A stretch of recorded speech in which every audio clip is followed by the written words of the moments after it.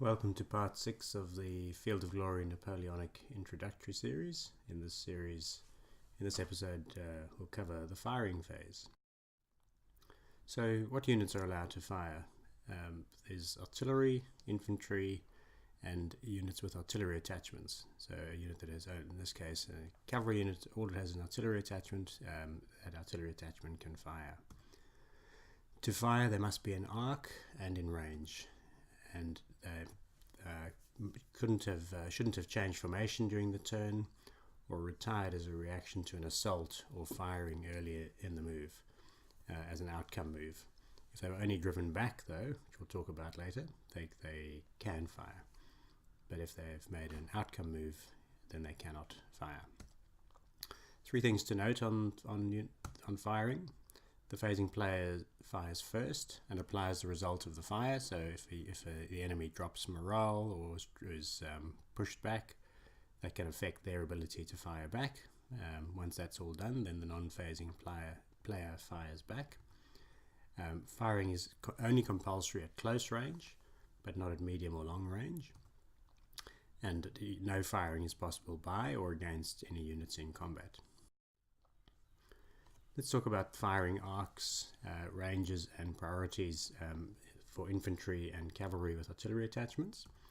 So all infantry and attachments fire is straight ahead, except for supporting fire, which we'll talk about.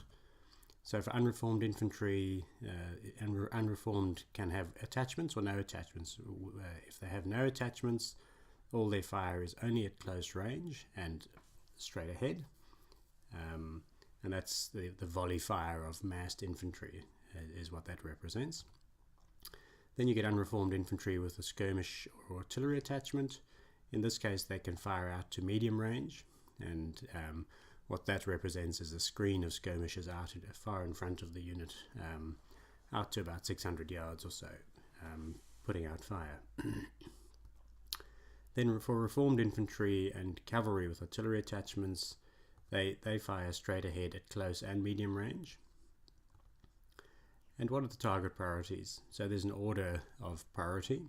First is where I've marked there number 1, so all units in close range and partially straight ahead. If any unit is in that band, then that's where all fire has to be on them, and enemy not in that area are ignored.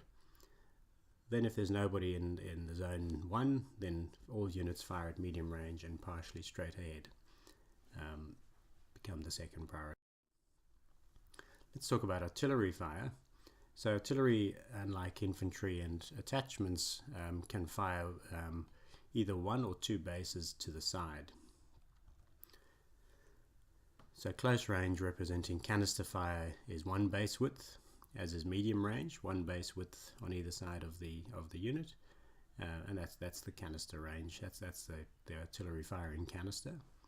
Then we get long range, which goes out to 16 mu or 16 inches, and there the width is 2 base widths either side of the unit firing, and that, if you like, represents round shot range. For artillery, what are the target priorities? So again, there's an order of it. So the first thing is any units straight ahead and at close range.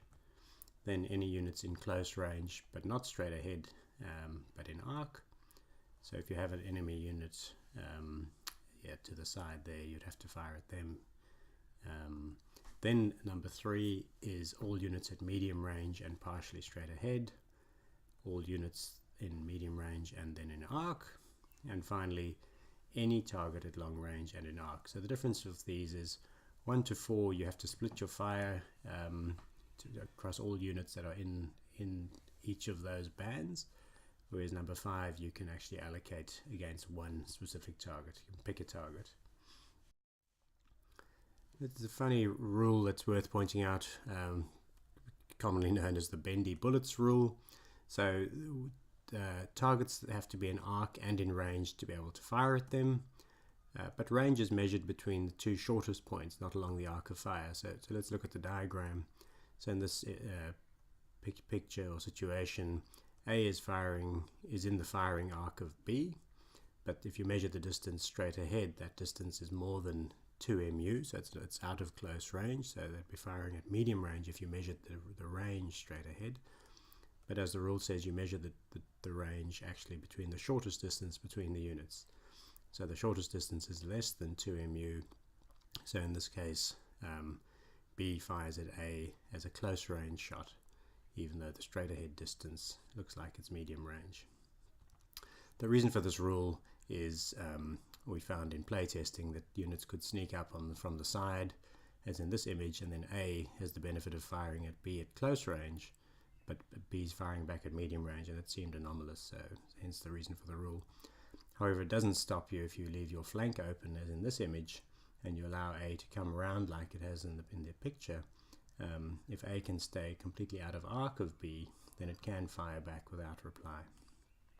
So it's just a rule. There's nothing in the rules, I should point out, that's called bendy bullets. It's just a popular term somebody coined. Let's talk about behind, flank, and rear, and it's worth pointing out this is under the firing section, but this applies to any definition in the rules of behind, flank, or rear, so it could apply to charges from behind, flank. So how does it work? So in the image, basically the rule is your center of your unit needs to be behind a straight line extending the target unit's front rank. So in this example, A is not behind the flank of B because that a line drawn from the center of A's front is not behind that straight line across B's front. Whereas C is behind the flank of B, as the center of C is behind B's front edge. And then D is behind the rear of B for the same reason. That the center of D's front edge is behind a line extending B's rear edge. So now you want to work out how many dice you get to use. So this is the table you'd be looking for in the rules. A number of things to be looking for on the table. Depends on what range you're firing at. So it could be close, medium, or long range. What's the size of your unit? Is it a small or a large unit? And then what type of unit is firing. So it could be reformed infantry with or without attachments, unreformed with or without attachments, light infantry, horse artillery or medium artillery, heavy artillery, or you could be firing from a square. And then the number of dice can be reduced by various things. So if there are enemy cavalry within 6 MU, you lose 1 dice. That's for fire from infantry at medium range. Basically, if you remember, that skirmish screen is pushed back and limited because of cavalry in the vicinity. And then cohesion losses can reduce your fire. So you'd lose 1 dice per 3 if you were disordered, 1 per 2 if wavering. And then the last thing that can affect it is if you're firing out of terrain. So units in rough terrain, firing at close range, fire as if they're 1 cohesion level lower. But look out for that table in the rules. I won't talk through every line in it, but basically if you're in terrain, the way that's represented in terms of affecting fire is it affects your cohesion of the unit. So how do we, you've worked out how many dice you've got, but you've got multiple targets. How do you work out which targets get what dice? So the rule is every target in arc in the priority band must be allocated at least 1 dice, or 2 dice if you have 6 dice or more, is how you split the fire. So in the example, A is a small unit of light infantry. They're firing at B and C because B and C are in their arc at medium range and there's no one at close range. And B and A being light infantry get 5 dice. Now because C is across the middle of A, that means that C needs to get at least half the available dice to A, and B would get the remainder. So A could choose to put either 3 or 4 dice on C out of the 5, and the balance would go on B. If A had an artillery attachment, they would actually shoot with 6 dice, and they would have to put at least 2 on B, because with 6 dice you have to put at least 2 on the target, not across the middle. Then the units at the back, they're supporting A, so D is able to fire at B, but because their right corner can't draw a straight line to B, they fire as if they're just 1 cohesion level lower. but they can fire because there's a straight line from their middle to B, whereas E in the diagram, their center is blocked from any target, so they wouldn't be able to fire at all because you can't draw a line from the center to any target. When it comes to artillery, it's slightly different.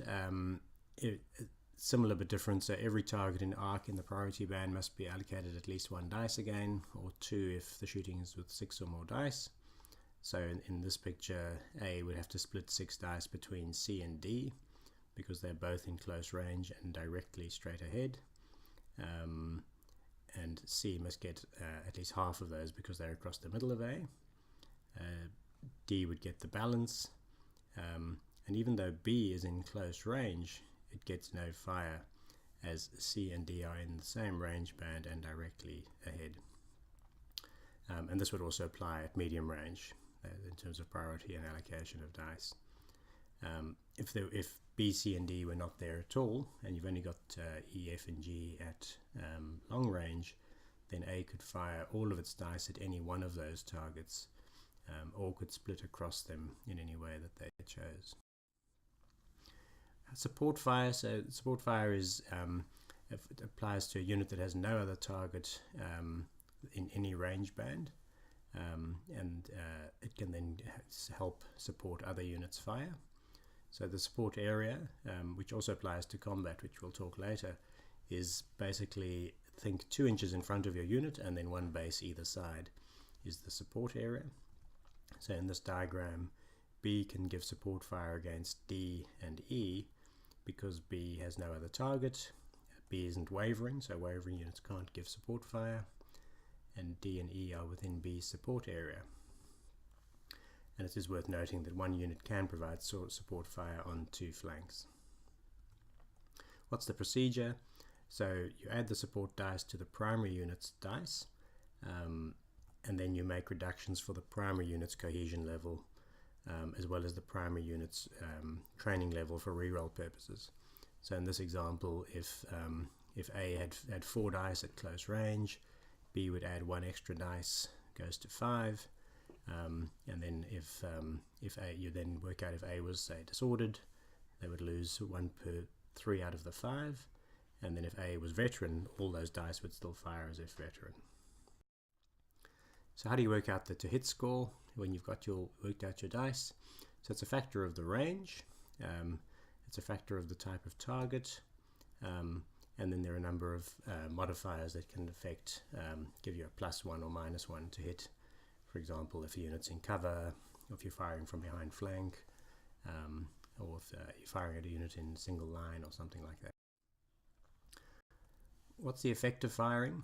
So it depends on whether there are 2 tables to look out for, whether you're firing in the assault phase or the firing phase. It depends on whether the target was infantry, cavalry or artillery, and there are separate tables for each which show the effect of firing on both movement and on cohesion. As you can see in the table here, for example, on the left there in the assault phase, 1 hit on cavalry, what's the effect on movement? There's a CMT to remain in contact, and they'd be driven back to 3 MU if that CMT was failed. And in terms of cohesion, there's no loss. That's how you'd read across the table. One of the results of firing is that a unit can be driven back. How does this work? So in this example, B receives 3 hits from fire from A, and looking at the table on the previous page, one would see that 3 hits means your unit is driven back, and you're driven back to 3 MU from the unit that was firing. So the unit moves directly to its rear, but they keep their facing. So if they were facing, if B was facing towards A, it still maintains that facing and just needs to be moved back to push out of back to 3, so out of close range if it had been at close range. However, if there's a unit behind the unit that's being driven back, it'll stop when it reaches that unit. So some players will push a unit right up against the back of another unit to hold it at close range and stop it being driven back. And that doesn't require a test on the unit that stops the drive back move. And then the one exception is if a cavalry unit has an artillery attachment, instead of being driven back to 3 MU, it can choose to stop at 2 MU, which allows it to still use its horse artillery attachment to give some fire. So it's important to note, driven back is different from an outcome move. A unit that takes 4 hits in fire would have to make an outcome move. Driven back is just a less fierce result, I suppose you could say. So, as I've said, units that are driven back do not need to take a cohesion test, units that are driven back into do not need to take a cohesion test.